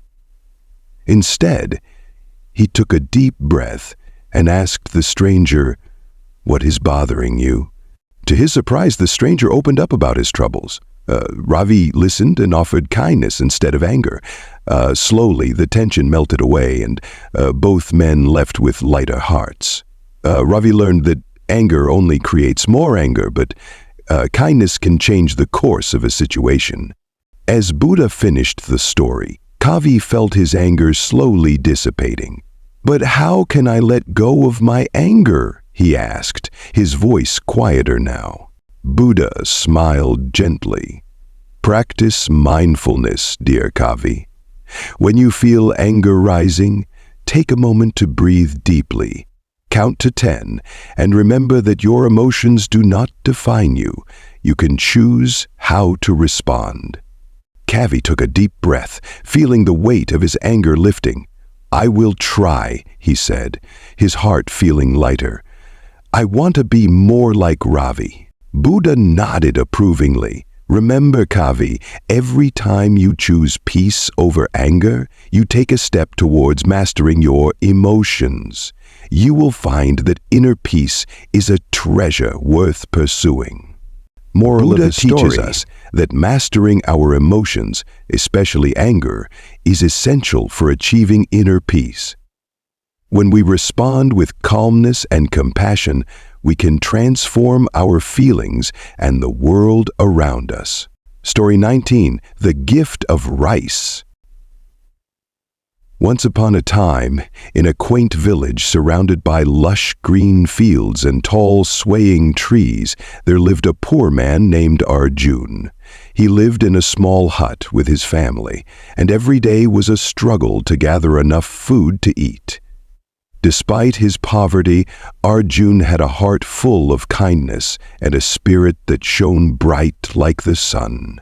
One hot afternoon, as Arjun was returning from the fields, he noticed a traveler sitting by the roadside. The traveler looked tired and weary, his clothes dusty from the long journey. Arjun felt a tug in his heart. He knew he had very little food at home, but he also remembered the teachings of the Buddha. Even the smallest act of kindness can make a big difference. As he approached the traveler, Arjun could see the hunger in his eyes. "Hello, kind sir," said Arjun. "You look tired. Would you like something to eat?" The traveler smiled weakly. I would be grateful for any food you can spare." Arjun thought for a moment. He had only one small bowl of rice left, just enough for his family. But the sight of the weary traveler made him realize how much this man needed help. With a deep breath, he reached into his bag and took out his last grain of rice. "Here, take this," he said, holding out the bowl. "May it give you strength for your journey." The traveler's eyes widened in surprise and gratitude. "You are very generous," he said, accepting the bowl with trembling hands. "Thank you for your kindness. May you be blessed for your selflessness." With that, he savored the rice, and a warm glow spread across his face. As Arjun watched the traveler eat, he felt a mix of happiness and sadness. He had given away the last of his food, but the joy in the traveler's eyes made him feel rich in spirit. After the traveler finished eating, he stood up, dusted himself off, and smiled brightly at Arjun. "You have given me more than just rice. You have given me hope. I wish you good fortune in your life." With that, the traveler continued on his journey, and Arjun returned home, feeling a bit empty in his stomach but full in his heart. Days passed, and Arjun's family felt the weight of hunger. But they shared what little they had with one another, reminding each other of the importance of kindness. Then, one sunny morning, Arjun woke up to a surprise. Outside his hut stood a group of villagers with baskets full of food. "We heard about your generosity," one of the villagers said, "and we wanted to help you. You showed kindness to a stranger, and now we want to show kindness to you." Arjun's heart swelled with joy as he realized that by giving away his last grade of rice, he had opened the door to unexpected blessings. He hugged the villagers, thanking them for their generosity. Moral of the story: Buddha teaches us that true wealth is measured by how much we give, not how much we have. When we act with kindness and generosity, we create ripples of goodness that can return to us in beautiful ways. Story 20. The Lesson of the Water. Once upon a time, in a peaceful village surrounded by hills and rivers, Buddha gathered his young disciples by the edge of a sparkling stream. The sun danced on the water, and the sound of the flowing river filled the air with a soothing melody. As the children settled down on the soft grass, Buddha smiled and said, "Today, we are going to learn a special lesson from water." The children watched intently as Buddha picked up a smooth stone and dropped it into the stream. A ripple formed, spreading across the water like a wave. "Do you see how the water moves around the stone?" he asked. "Water does not fight against the rock. Instead, it flows gently around it. It adapts to the obstacle in its path." One curious little girl raised her hand and asked, "But how can water be strong if it is so gentle?" Buddha nodded and continued, "Water may seem soft, but over time it can shape the strongest rocks. It finds its way through cracks, wearing down obstacles little by little. In the same way, we can learn to be flexible and adaptable in our lives." He pointed to the trees swaying in the breeze. "Look at how they bend with the wind instead of breaking." When we face challenges or changes in life, we can choose to be like water and the trees, flexible and strong. Buddha then told the story of a young man named Rabbi who lived in a small village. Rabbi had big dreams of becoming a great artist, but when he faced difficulties in finding inspiration, he felt frustrated and wanted to give up. One day, he decided to go for a walk by the river, hoping to clear his mind. As he sat by the water, he watched it flow effortlessly around the rocks and branches. He realized that, just like the water, he needed to adapt to his circumstances. Instead of forcing his creativity, he could embrace each moment and find inspiration in his surroundings. From that day on, Ravi began to observe the world around him more closely. The colors of the flowers, the shapes of the clouds, and the laughter of children playing. He started painting not only what he saw, but also what he felt. His art blossomed, and he found joy in every brushstroke. Buddha concluded, just like Ravi learned, we all face challenges in life. If we can flow like water, gently yet with determination, we can overcome obstacles and find our way to peace and happiness. Moral of the story: Buddha teaches us that adaptability in the face of adversity is a strength. Just as water can shape the world around it, we too can adjust to life's challenges and emerge stronger. Story 21. The story of the wise farmer. Life's challenges can often be blessings in disguise. Today, we learn from a wise farmer who understands the deeper meaning of life's ups and downs. Once upon a time, in a quaint village, there lived a farmer known for his wisdom and kindness. He had a small piece of land where he grew crops and raised animals. The villagers admired him, not just for his skills, but also for his calm demeanor, even in the face of difficulties. One sunny morning, as the farmer was tending to his fields, a terrible storm rolled in unexpectedly.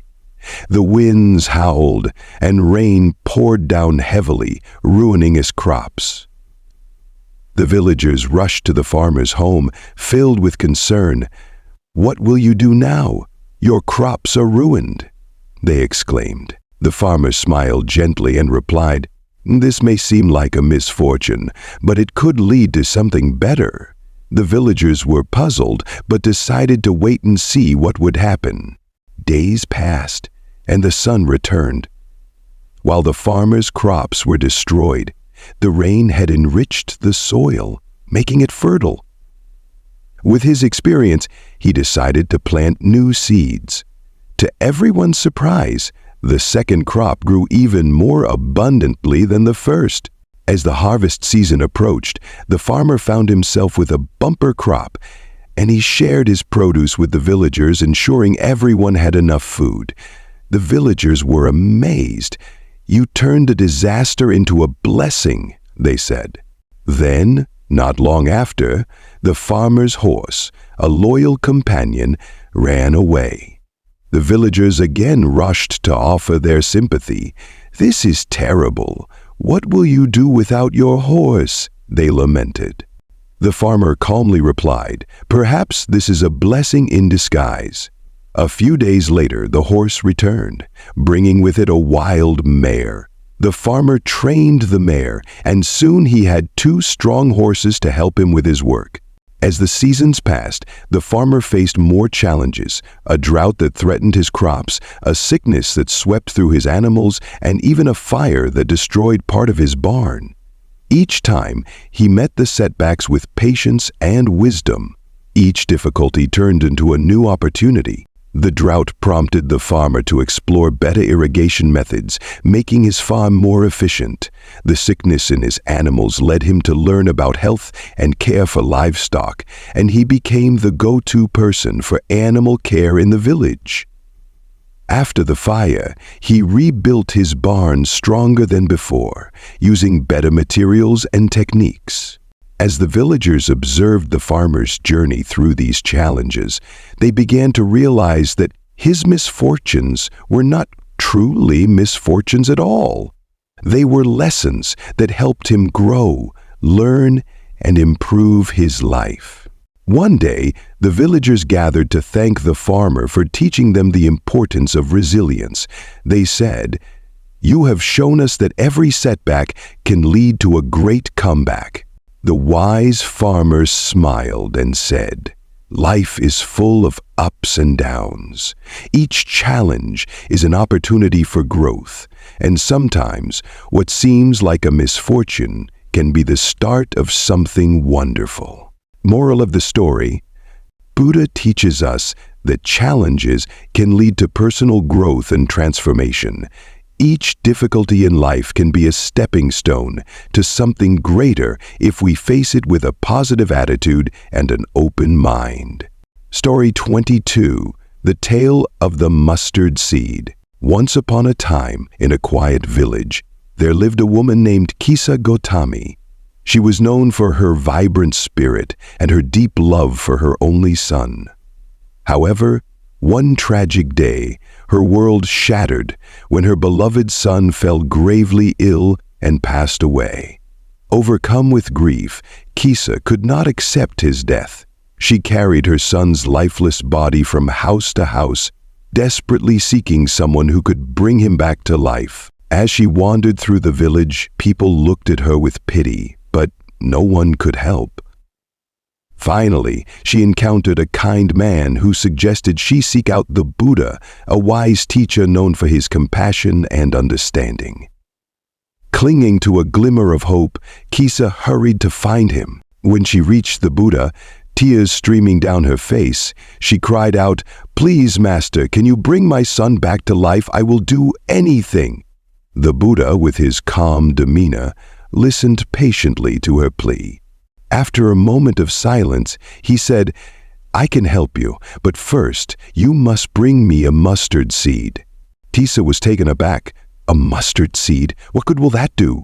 The Buddha smiled gently. "You must bring me a mustard seed from a household that has never known sorrow." Kisa's heart raced with hope. Surely there must be a family in the village untouched by grief. She quickly set off, determined to find the seed. She knocked on the first door and asked for a mustard seed. "But only if you have never experienced loss or sorrow in your home." The woman answered, "Oh, my dear, I wish I could help you, but I lost my husband last year." Kisa's heart sank. She moved on to the next house, only to hear another tale of loss. Each family she visited told her their own stories of sadness, a lost child, a sick parent, a failed business, and so on. As she continued her search, Kisa realized that every household she visited had its own story of sorrow and heartache. It was as if a heavy blanket of grief covered the entire village, reminding her that pain was a part of life that no one could escape. After a long and weary day, Kisa returned to the Buddha, her heart heavier than ever. "I couldn't find a single household free from suffering. I now understand that I am not alone in my grief." The Buddha looked at her with compassion and said, "Yes, dear Kisa, life is filled with joy and sorrow, and we are all connected through our experiences.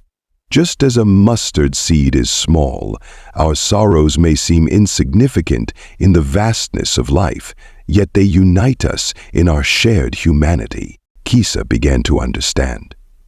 The pain of loss was a universal experience, and she was not alone. The Buddha's words brought her a sense of peace, and for the first time since her son's death, she felt a flicker of hope. Moral of the story: we are all connected through our experiences of joy and sorrow. Life's challenges can remind us of our shared humanity and the importance of compassion for one another. Story 23. The Wisdom of the Elephant. Once upon a time, in a lush green forest, there lived a blind elephant named Asha. Asha had never seen the world with her eyes, but she had a kind heart and a curious spirit. Every day she wandered the forest, relying on her other senses to explore her surroundings. However, she often felt lost and unsure of where to go or what to do. One sunny afternoon, as Asha was meandering along a winding path, she heard the gentle rustling of leaves. It was the Buddha, sitting peacefully beneath a great banyan tree. He sensed the elephant's confusion and called out to her. "Hello, dear elephant. What troubles you?"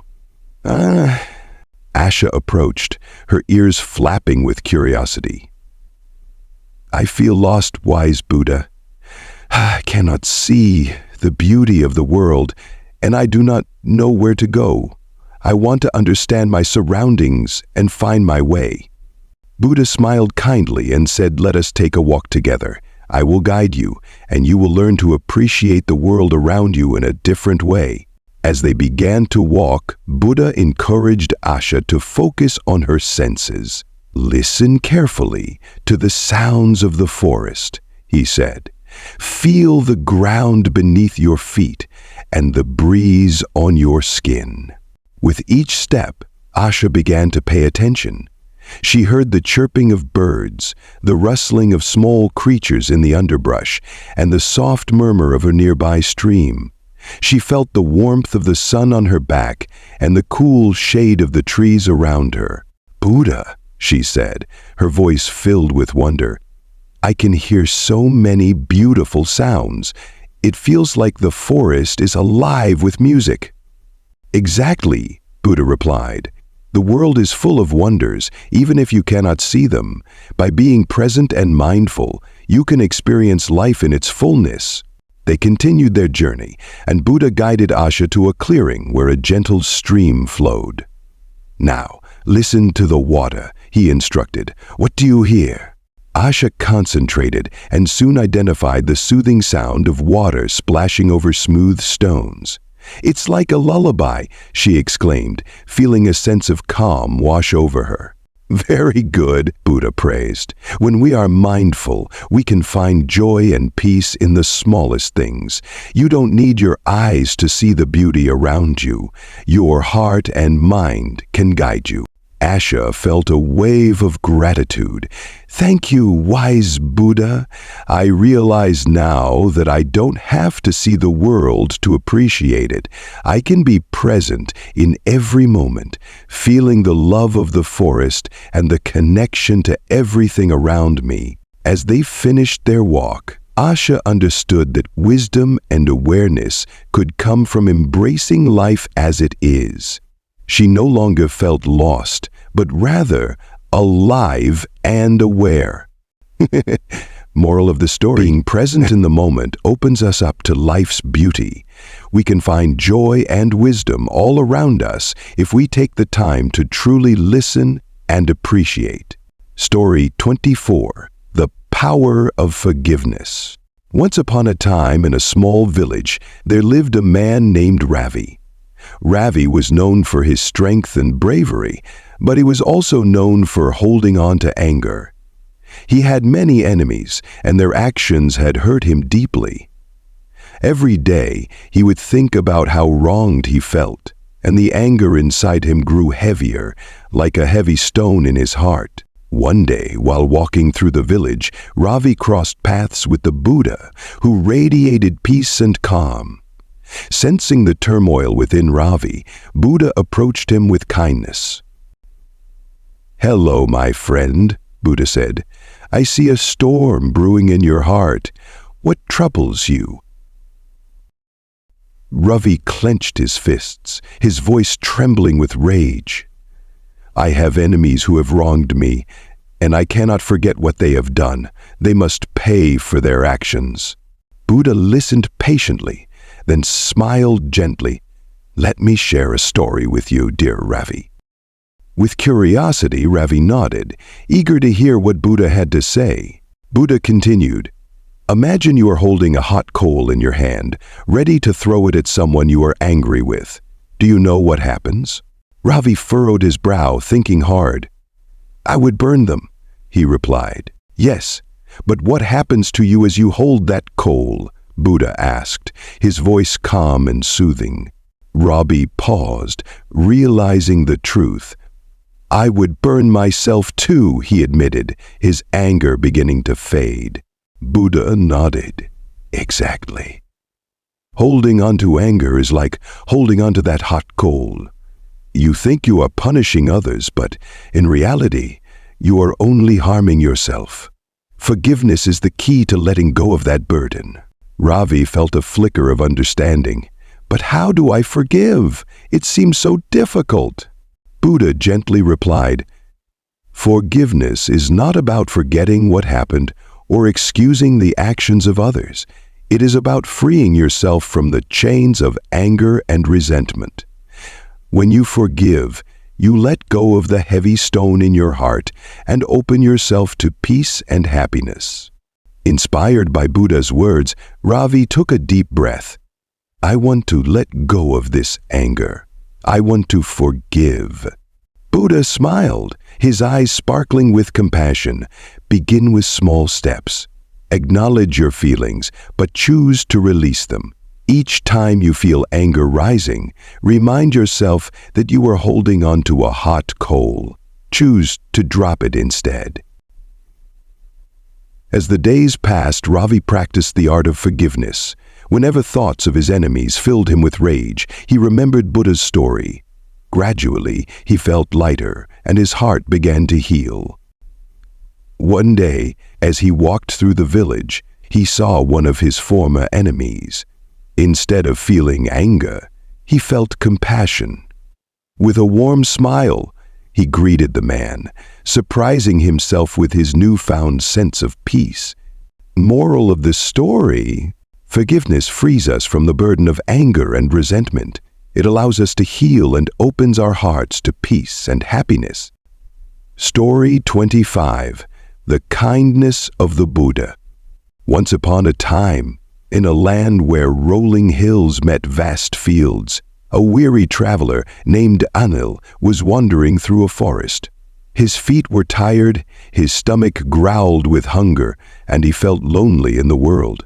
After days of walking, he had no food left and longed for just a morsel to eat. As he continued down a winding path, Anil noticed a soft glow ahead.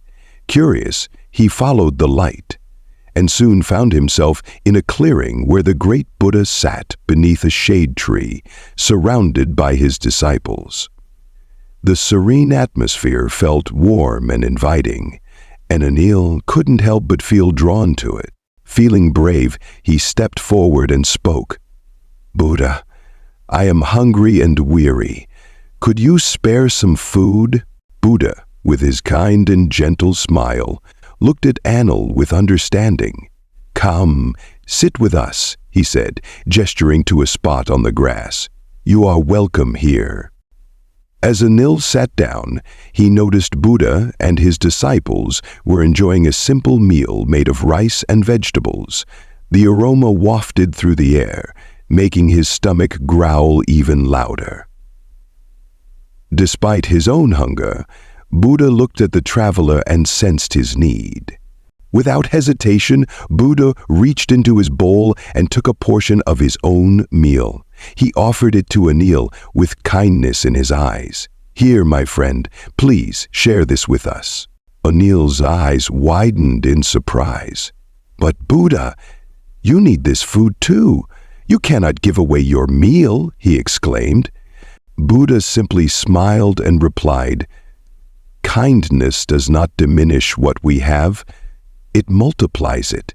Sharing is a way to find joy in our hearts. When we give, we receive in return." Overwhelmed with gratitude, Anil accepted the food. As he ate, he felt warmth spread through him, not just from the meal, but from the kindness that Buddha had shown him. He could see the joy in Buddha's eyes as he shared his meal, and he realized that kindness was a powerful gift. After finishing his meal, Anil felt stronger and more hopeful.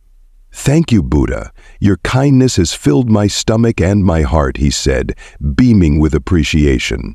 Buddha replied, "Remember, dear friend, acts of kindness, no matter how small, can change lives. They create ripples of love and compassion in the world. Carry this kindness with you and share it with others."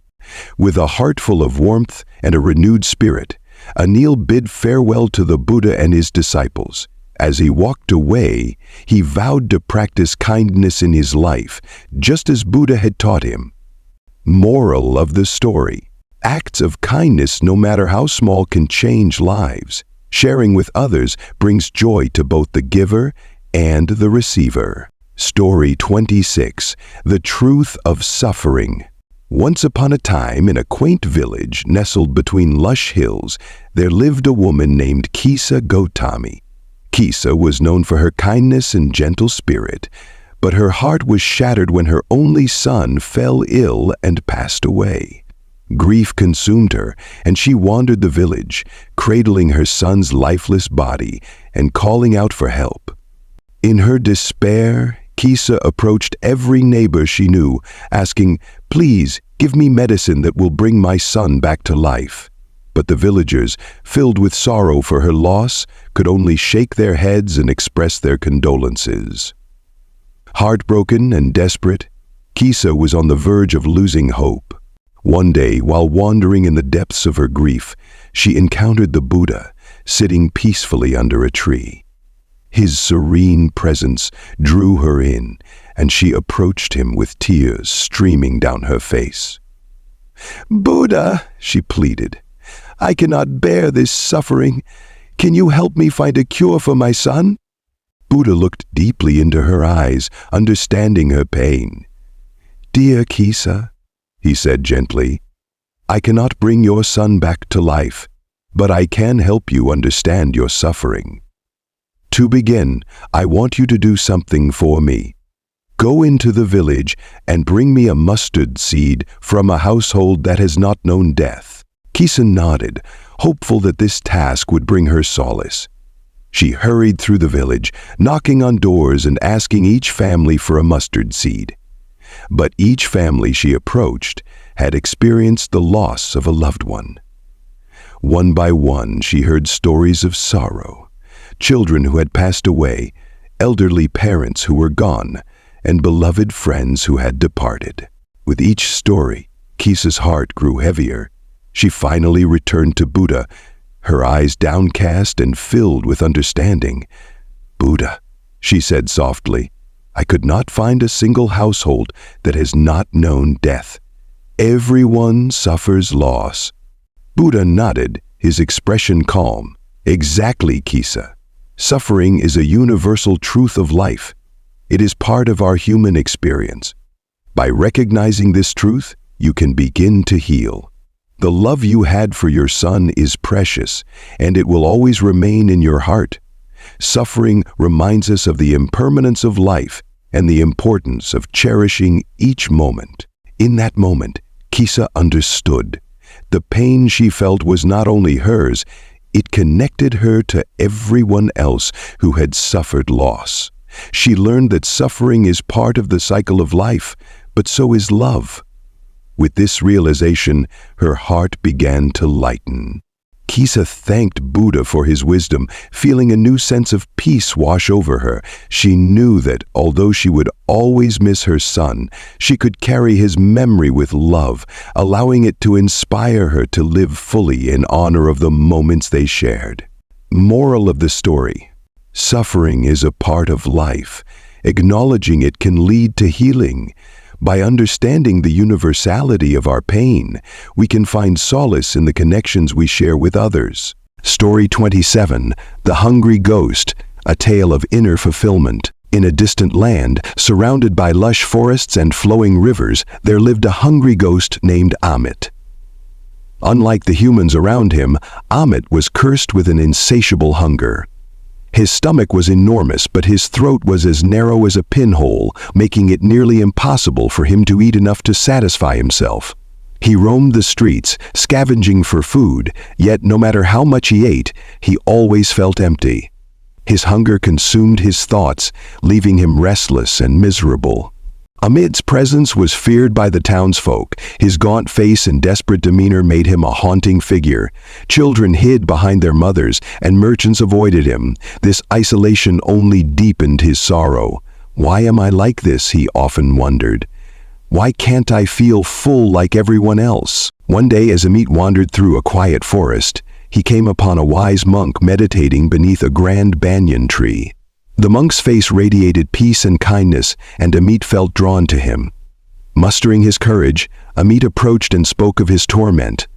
"Wise monk," he said, "I am cursed with endless hunger. No matter how much I eat, I remain empty. Can you help me?" The monk opened his eyes and gazed at Amit with compassion. "Your emptiness does not come from your stomach," the monk said gently. "It comes from within your heart. You seek to fill yourself with food, but what you truly lack is not nourishment for the body, but nourishment for the soul." Amit furrowed his brow, confused by the monk's words. "What do you mean?" he asked. "How can my heart be empty?" The monk smiled and invited Amit to sit beside him. "Your emptiness is a result of craving and attachment," the monk explained. "The more you try to satisfy your hunger through food alone, the more it grows. To truly feel full, you must learn to appreciate the beauty of life, practice gratitude, and share with others. Only by giving can you begin to fill the void within." Amit was skeptical but desperate for relief. He decided to listen to the monk's teachings. The monk encouraged him to start by practicing gratitude, acknowledging the small blessings around him. At first it felt strange to Amit, but he tried. He noticed the gentle rustling of leaves in the breeze, the warmth of the sun on his skin, and the soothing sound of a nearby stream. Slowly, he began to feel a sense of calm. Next, the monk urged Amit to help others. "When you give to others," he said, "you open your heart and create space for joy to flow in." Taking the monk's advice, Amit began to share the little food he found with the hungry animals in the forest and the less fortunate people he encountered in the village. To his surprise, each act of kindness brought him a feeling of warmth and satisfaction that no meal had ever provided. As days turned into weeks, Amit transformed. He no longer roamed the streets in despair. Instead, he became known for his generosity and kindness. He started visiting the village regularly, not to beg for food, but to offer what little he had to those in need. The townsfolk, once afraid of him, began to welcome him with open arms. Children smiled at him, and merchants offered him food as a gesture of gratitude. Amit's heart, once hollow, was now filled with joy and contentment. He realized that the monk's words were true. His hunger had never been about food. It had been about the emptiness in his spirit, which could only be filled through love, gratitude, and selflessness. One day, Amit returned to the monk under the banyan tree. Bowing deeply, he said, "Thank you, wise monk, for showing me the path to true fulfillment. I no longer feel cursed. I have learned that by giving to others, I receive more than I ever imagined." The monk nodded with a serene smile. "You have found the essence of the Buddha's teachings," he said. "True happiness lies not in satisfying endless cravings, but in letting go of them.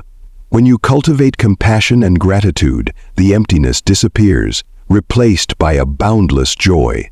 From that day forward, Amit lived a life of purpose and peace. He continued to help those in need, becoming a beacon of hope for the villagers. His story spread far and wide, inspiring others to look beyond their own desires and embrace the joy of giving. The story of Hungry Ghost became a reminder that true fulfillment comes not from what we take, but from what we give. The Buddha's wisdom echoed through Amit's life, teaching all who heard it that the path to a full heart begins with compassion and selflessness. Story 28, The Light of Wisdom, a story of illumination. In a quiet village nestled between rolling hills and lush green fields, there lived a young man named Nanda. Though his life seemed simple, Nanda often felt restless and unsure of his purpose. He had many questions about life, happiness, and the meaning of it all, but no one around him seemed to have the answers. One day the village buzzed with excitement. News spread that the Buddha was coming to a nearby town to give a talk. Nanda's heart filled with hope. "Perhaps the Buddha can help me find the answers I seek," he thought. The next morning, Nanda woke before sunrise. He walked for miles, eager to reach the gathering place where the Buddha would speak. By the time he arrived, a large crowd had already gathered, sitting in silence, waiting for the enlightened one. Nanda found a spot and sat down, his heart pounding with anticipation.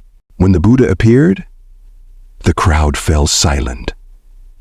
Clad in a simple saffron robe, the Buddha's presence exuded peace and wisdom. As he seated himself, he began to speak in a calm, soothing voice. Imagine your mind as a dark room, the Buddha said.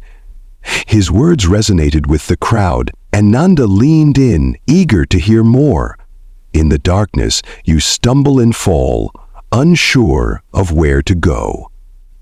But when you bring light into the room, everything becomes clear. You see obstacles, pathways, and the truth of your surroundings. This light is wisdom. Without it, life is filled with confusion and suffering. Nanda felt a spark ignite within him. He had always felt like he was stumbling through life, but now he understood why. His mind had been a dark room, and he had been trying to find his way without the light of wisdom to guide him. The Buddha continued, "Wisdom does not come from wishes or luck. It comes from understanding, mindfulness, and learning. By seeking the truth and reflecting on your actions, you can illuminate your mind and see life clearly." Nanda sat still, letting the Buddha's words sink in. He realized that if he wanted clarity and purpose in his life, he needed to cultivate wisdom. That day, as the gathering dispersed, Nanda approached one of the Buddha's disciples. "How can I learn more?" he asked with determination. The disciple smiled. "The Buddha teaches that the path to wisdom begins with self-awareness, kindness, and reflection. Stay mindful in your actions and take time to learn and grow. You are welcome to join us as we travel." Nanda's heart filled with gratitude. From that day forward, he dedicated himself to learning from the Buddha and his teachings. Each day, he listened attentively, practiced meditation, and reflected on the lessons he learned. Slowly, the darkness in his mind began to fade. He started to see his life and the world around him with newfound clarity. But Nanda didn't stop there. As he grew in understanding, he felt a deep desire to help others in his village who, like him, had been stumbling in the dark. Returning to his home, he began sharing the Buddha's teachings with his neighbors. He used simple stories and examples to help them understand how wisdom could illuminate their lives. One evening, an elderly farmer approached Nanda. "Your words have helped me more than you know," he said, his eyes brimming with gratitude. "I no longer feel lost. Thank you for sharing this light with me." Nanda smiled. He realized that the Buddha's teachings were not just for his own enlightenment, but also a gift he could share to brighten the lives of others. The more he gave, the more the light of wisdom grew in his heart. As years passed, Nanda became known as a guide in his village, helping people find clarity and peace. Whenever someone felt lost, they would come to Nanda, and he would gently remind them of the Buddha's words. Imagine your mind as a dark room. Wisdom is the light that reveals the truth. Nanda's life became a testament to the power of wisdom, showing that even the darkest paths could be illuminated with understanding, mindfulness, and compassion. The story of Nanda reminds us all that the light of wisdom is always within reach, ready to guide us out of the darkness, if only we are willing to seek it.